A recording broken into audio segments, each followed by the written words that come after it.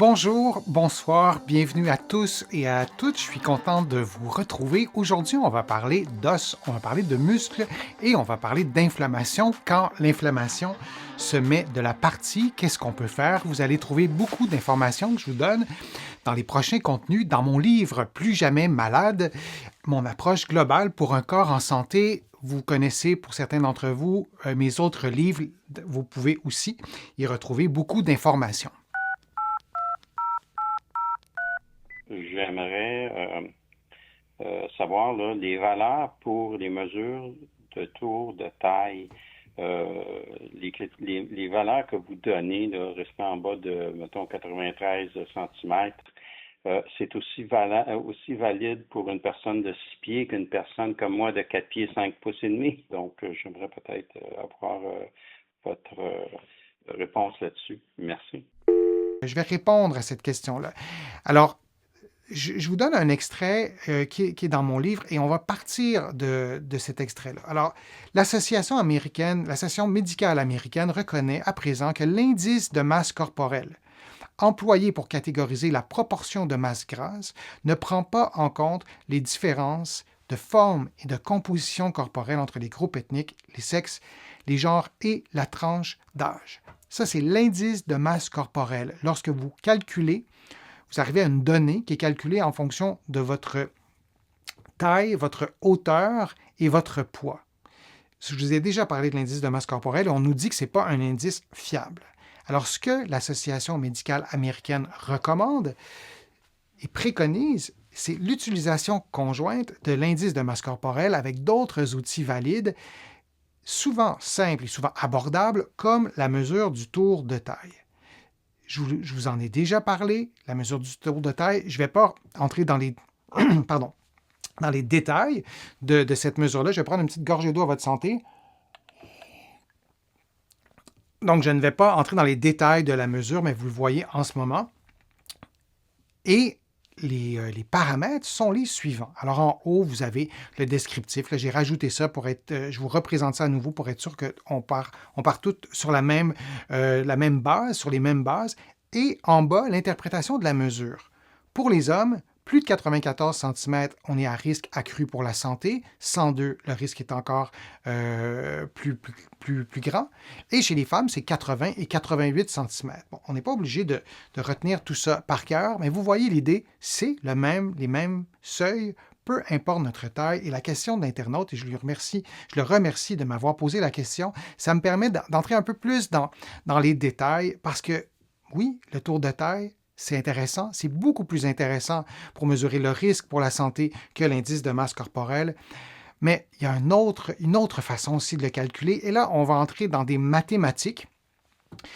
Je pense que ça peut être vraiment intéressant pour plusieurs personnes de le calculer pour eux, pour avoir cette indication-là, parce qu'effectivement, les personnes qui sont très petites ou très grandes, ça devient une donnée qui est beaucoup moins utile à avoir si on prend que le tour de taille. Et sinon, vous pourrez quand même calculer l'indice que je vais vous montrer. C'est plus complexe, j'en conviens. Peut-être que certaines personnes seront plus réfractaires à calculer tout ça, et d'autres personnes, c'est le cas de plusieurs de mes patients, me disent « Non, moi je préfère calculer cet indice-là si c'est plus fiable. » Alors je vous le montre, je vais agrandir un peu le texte. Alors, j'ai traduit volontairement pour rapport taille-hauteur. Parce que en français, on va parler du tour de taille pour décrire le diamètre de l'abdomen, disons, et on va parler de taille pour ce qui est de la hauteur. Et lorsqu'on lit tout ça, ça devient incompréhensible. Ça fait le rapport tour de taille, et je voulais que ça soit vraiment clair. Donc, j'appelle ça le rapport de taille et de la hauteur de la personne. Alors, vous me pardonnerez ce changement de mots, mais je pense que ça va être beaucoup plus simple, vous allez voir, à comprendre. Donc, on a le rapport taille-hauteur qui se calcule en divisant la circonférence de la taille de la personne par sa hauteur. Alors, c'est aussi simple que ça. Ça nous donne un rapport taille-hauteur. Et si on veut connaître comment on répartit, comment on sait si on a un score qui est compatible avec une bonne santé, mais un rapport entre le tour de taille et la hauteur de plus de 0,5 malgré même un indice de masse corporelle normal, indique un risque plus élevé de mortalité par atteinte cardio-métabolique, par exemple. Et là, il y a beaucoup d'études qui ont été faites. Et il y a des études qui parlent d'un seuil à 0,5 et d'autres à un seuil à 0,55. Et je vous l'ai dit, ça sera mathématique. Mes prochains contenus sont mathématiques, mais ça peut être ça peut être beaucoup plus précis, en fait, pour tout le monde, mais notamment pour des personnes qui sont soit très petites ou qui sont vraiment très grandes. Mais vous allez voir, ça va être, plus on va avancer, plus ça va être intéressant. Donc, si on fait un exemple de calcul, le rapport taille-hauteur, alors si mon tour de taille, c'est 0,76 mètres, ma hauteur, c'est 1,78 mètres, on fait donc le calcul et le résultat, bien, ça donne 0,427. Donc, ce résultat, il est inférieur à 0,5 ou 0,55, dépendamment des seuils. Alors, c'est un bon indicateur de santé et on pense au diabète, on pense au risque d'AVC, on pense aux maladies métaboliques. Donc, c'est le chiffre qu'on souhaite avoir, c'est en bas de 0,5 ou en bas de 0,55 selon les études, selon les critères. Alors, si on revient à notre diapo, donc le rapport taille-hauteur,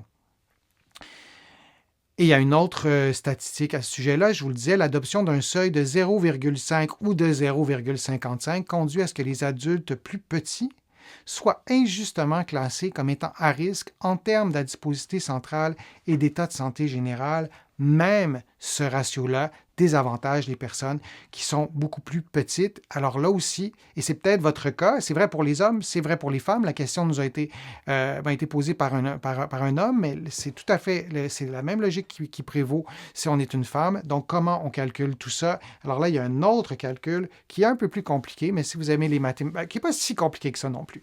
Alors, il y a le rapport de taille-hauteur, mais un rapport qui est modifié. Alors, c'est le rapport de taille-hauteur modifié qui se calcule en divisant la circonférence de la taille de la personne en mètres, mais cette fois par la racine carrée de la hauteur de la personne. C'est pour ça que j'ai préféré parler de hauteur. Si je vous montre le calcul avec les mêmes chiffres, mais placés différemment, donc on a toujours la même taille, on a toujours la même hauteur, mais on va prendre la racine carrée de la hauteur et ça nous donne un ratio pour ces chiffres-là de 0,569. Un rapport taille-hauteur modifié indique un risque plus élevé pour la santé s'il est supérieur à 0,734 pour un homme ou 0,706 pour une femme. Et là, ce ratio, ce rapport taille-hauteur modifié, il est valable, disons, pour les personnes qui sont de petite taille. Pour en avoir traité plusieurs, il y a des personnes qui ont de l'achondroplasie. L'achondroplasie, c'est un problème du développement du cartilage. Alors, les os qui devraient être beaucoup plus longs, comme le fémur, par exemple, dans le développement de l'enfant, bien, les os vont beaucoup moins s'allonger. Donc, les personnes auront des tailles beaucoup plus petites. Alors, le rapport entre le tour de taille et la hauteur de la personne, quand on calcule avec les autres rapports, l'IMC par exemple, ça a les désavantages, tandis que d'utiliser le rapport de taille-hauteur modifié, c'est beaucoup plus précis. Alors je vous invite à utiliser ce rapport de taille-hauteur modifié. Et il y a aussi un rapport de taille-hanche. Je n'entrerai pas dans les détails, mais je voulais vous le présenter parce que dans d'autres contextes de santé, on a une meilleure validité pour dépister certains problèmes de santé. Donc, on prend la différence entre la circonférence de la taille et la circonférence des hanches et on va pouvoir, notamment au niveau du diabète de type 2, avoir une meilleure façon de dresser un meilleur portrait clinique de la personne et de son état de santé, disons. Alors, l'important, je pense, dans tout ça, c'est de choisir ce qui nous convient, choisir ce qui nous aide, choisir ce qui nous motive. Moi, j'ai des patients qui calculent leur IMC, qui calculent leur tour de taille. Chose certaine, lorsqu'on va chez le médecin, on prend souvent notre poids, on prend souvent notre taille et on calcule, le médecin va calculer ou l'infirmière ou peu importe le professionnel de la santé va calculer l'indice de masse corporelle. On sait que ce qui est vraiment plus fiable, c'est le tour de taille. Ça reste vrai. Et si on a une hauteur, si notre taille est vraiment plus petite ou beaucoup plus grande que la moyenne, bien de prendre le rapport de taille-hauteur ou le vrai terme, c'est le rapport entre le tour de taille et la taille. Modifié en utilisant la racine carrée, on a des données beaucoup plus précises et là, ça devient intéressant et j'ai des patients qui se motivent avec ça, que c'est une mesure objective. Si ça devient une source de stress, une source de pression sociale, une façon de générer de l'insatisfaction, c'est pas une bonne idée de mesurer tout ça 3 fois par jour. Mais si on le fait, sachez qu'il y a des mesures qui sont plus fiables et particulièrement si on est de petite taille ou de très grande taille. Je vous remercie d'avoir participé. Je vous remercie aussi de me poser vos questions, de m'écrire vos commentaires dans les fils de discussion.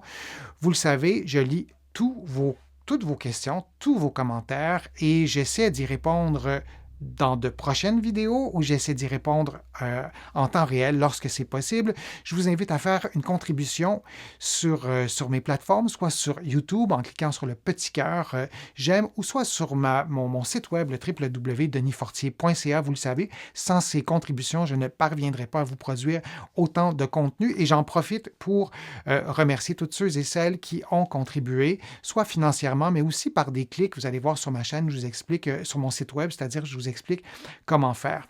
Vous allez trouver sur mon site web aussi une façon de vous abonner à l'infolette, c'est gratuit. Vous pouvez aussi vous abonner à des courriels thématiques. Là aussi, c'est vraiment très simple. Vous allez trouver comment faire et vous allez trouver aussi beaucoup d'informations sur mes livres que vous allez trouver partout en librairie au Québec. Pour plusieurs de mes livres aussi, vous allez les trouver de l'autre côté de l'Atlantique. Vous pouvez aussi vous les procurer sur le web. Alors, je vous remercie d'avoir été là. J'espère de vous retrouver pour un prochain direct, pour une prochaine vidéo et je vous dis à très bientôt.